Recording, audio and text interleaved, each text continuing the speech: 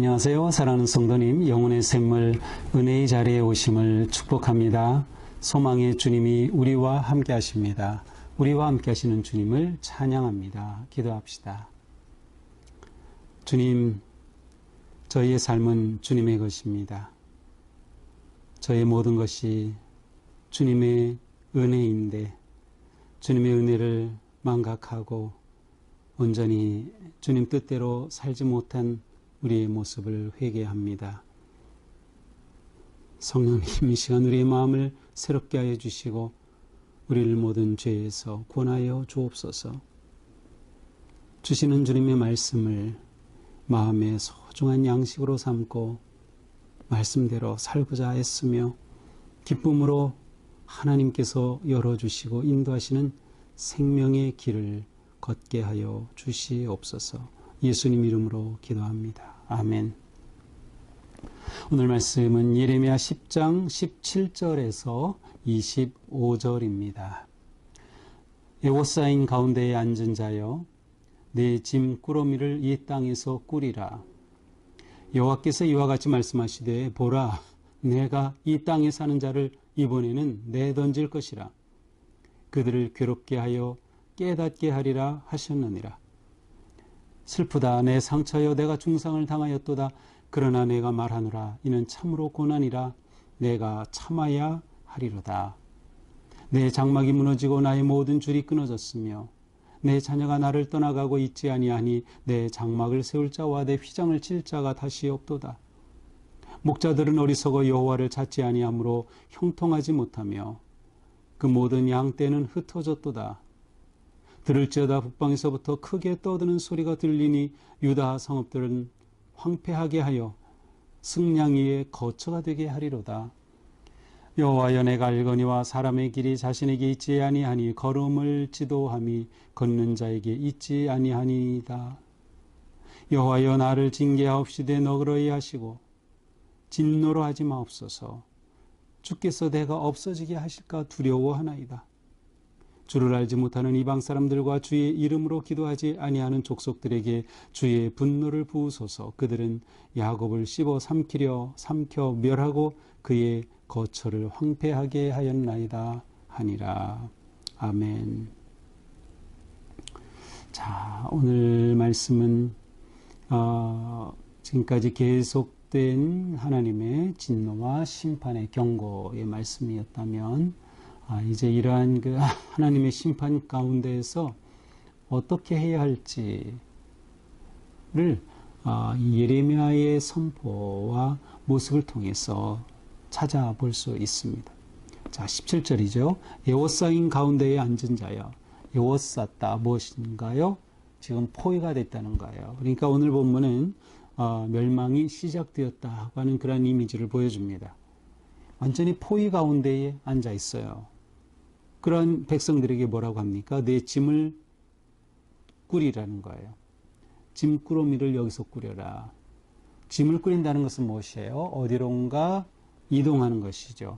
떠나는 것이죠. 바로 이곳을 떠나는 겁니다. 여기에는 이들이 포로로 잡혀갈 것이 암시되어 있어요.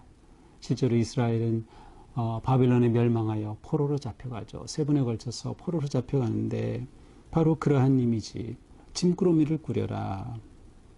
여호와께서 이와 같이 말씀하시되, 보라, 내가 이 땅에 사는 자를 이번에는 내던질 것이다. 이번에는 내가 정말 뜻하신 그대로 행하시겠다는 거예요. 심판하시겠다는 거예요. 하나님의 마음은 바뀌지 않았습니다.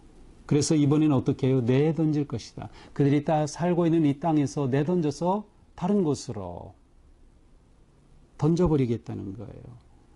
바로 포위된 그들에게 짐을 꾸리라는 것과 연결이 되죠. 그들을 괴롭게 하여 깨닫게 하리라. 자, 그런데 여기에 조그만 희망이 보이죠. 그들을 이렇게 괴롭게 하시는 하나님의 이 심판 뒤에는 그들이 깨달으면 좋겠다. 깨닫기만 한다면. 하나님은 무엇인들 회복시키지 못하시겠어요? 무엇인들 다 회복 가능해요. 문제는 이들이 이 고난을 받을 때 깨닫느냐가 문제입니다. 깨닫느냐. 고통과 역경의 때에 이것은 너무도 중요한 일입니다. 깨달음의 기회가 되는 거예요. 하나님의 자녀에게는 깨달음의 기회. 그러나 저절로 깨달음의 기회가 되는 건 아니에요. 그렇게 되려면 어떻게 해야 되겠어요? 돌이키고 참아야 하는 거예요. 인내하여 이것을 받아야 하는 거죠. 그래서 19절에 말씀합니다. 슬프다 내 상처여. 내가 중상을 당하였도다. 이미 재난을 받고 있는 모습이에요. 그러나 내가 말하노라 이는 참으로 고난이라. 이는 참으로 하나님의 심판이다. 그러므로 내가 참아야 하리로다. 그렇습니다. 하나님의 고난의 때에는 그 속에도 하나님의 소망의 그 마음이 회복시키시려는, 받아주시려는 그러한 뜻이 담겨져 있다라는 것을 알고 깨달음의 기회로 삼아야 한다. 그러기 위해서는 이것을 그대로 다 참아야 한다. 인내해야 한다. 사실 우리의 믿음 생활은 인내가 전부입니다. 인내하지 않고서는 우리의 믿음의 삶을 이루어갈 수가 없습니다.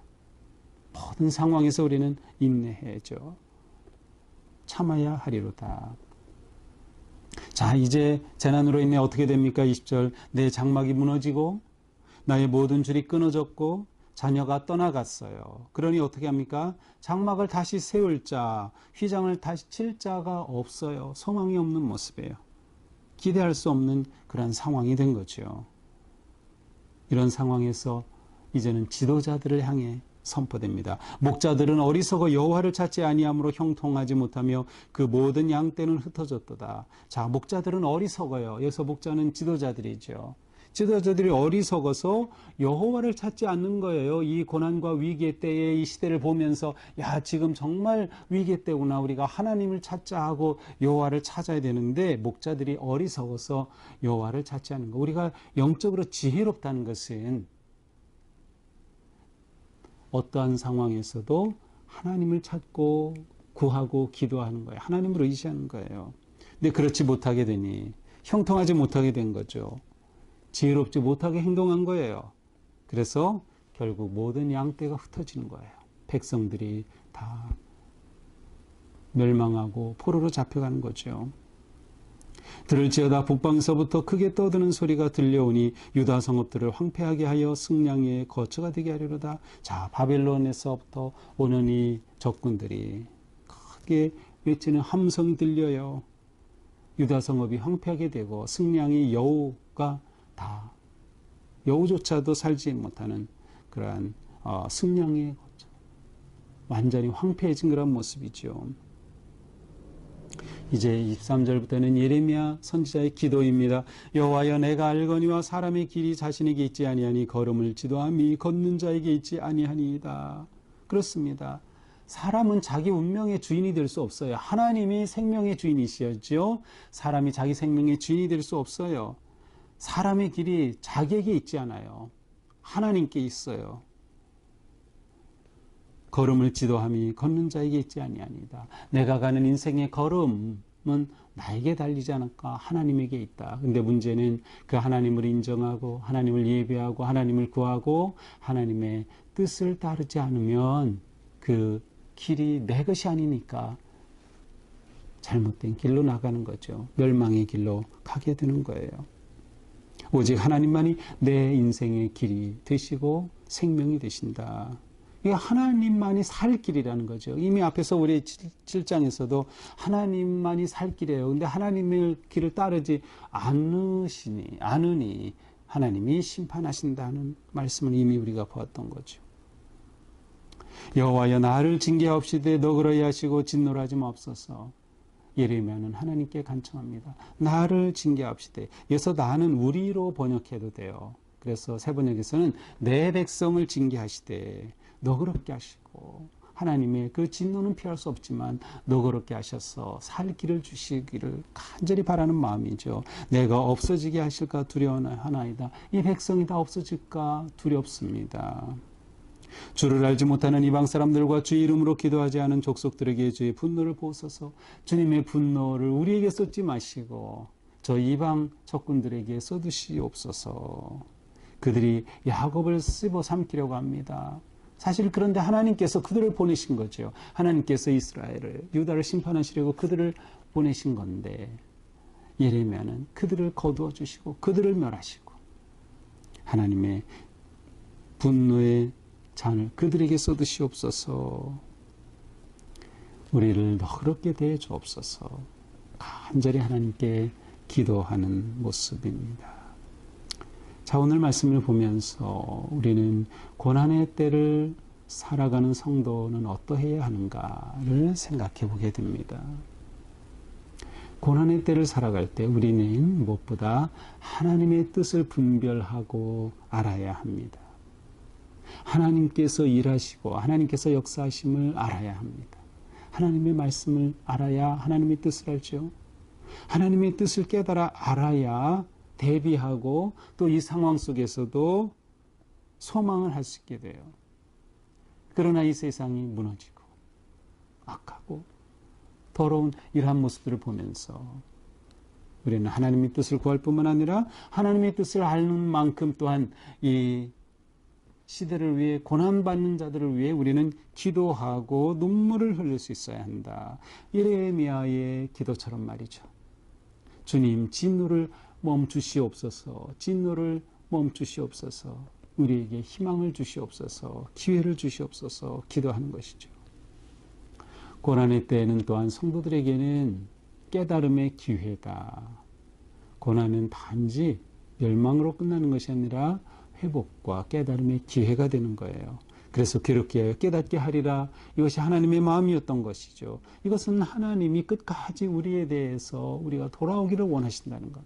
그래서 우리가 알아야 돼요. 우리가 어떤 상황에 처하든지 설령 내 믿음이 완전히 바닥까지 떨어졌다 하더라도 하나님은 내가 회복되기를, 내가 돌아오기를 원하신다는 것을 우리는 알아야 돼요. 그리고 하나님께로 돌아가야 합니다.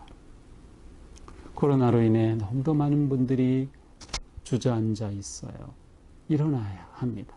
하나님은 기다리고 계셔요. 코로나의 모든 위기, 재난 이제 지나가고 우리가 주님의 사랑과 은혜 안에 회복될 그러한 때가 된 것이죠. 또한 우리는 이런 모든 상황 가운데서 오직 하나님만 의지하자. 왜냐하면 내 생명, 내 인생의 길이 내 것이 아니라 하나님의 것이기 때문에 우리는 하나님만 의지하고 하나님께 기도하며 오늘도 우리의 믿음의 길을 담담하게 승리의 길로 걸어가기를 축복합니다. 기도합시다. 주님, 오늘 말씀을 통해 예레미야 선지자는 재난과 심판의 직면한 이스라엘이 돌아오기를, 또 하나님께서 무엇보다 그들을 긍휼히 여겨주시고 너그럽게 대해주시기를 간절히 눈물로 기도하는 모습을 봅니다. 그러나 이것은 그들이 자초한 일이었습니다. 하나님은 계속 기회를 주셨지만 그들은 배반하고 떠났고 돌이키지 않았기에 이러한 재난과 심판을 받는 것임을 봅니다. 주님, 저희가 완악해지지 않게 하여 주셔서 끊임없이 죄의 길에서 돌이키며 하나님을 향하게 하시고 하나님을 바라보게 하시고 하나님을 의지하게 하여 주시옵소서. 오늘도 우리의 삶이 어떠한 위기와 고난 가운데서도 하나님을 바라보고 하나님을 의지하며 하나님께서 회복시켜 주시고 일으켜 주시고 새로운 은혜의 길로 인도하여 주실 것을 바라보며 온전히 주님 의지하게 하여 주시옵소서. 예수님 이름으로 기도합니다. 아멘. 네, 오늘도 우리가 이러한 마음, 하나님을 의지하고 하나님 너그럽게 대해 주옵소서. 제가 하나님의 길을 따르겠습니다. 라는 그런 심정으로 하나님 앞에 충성된 하루가 되기를 축복합니다. 사랑합니다.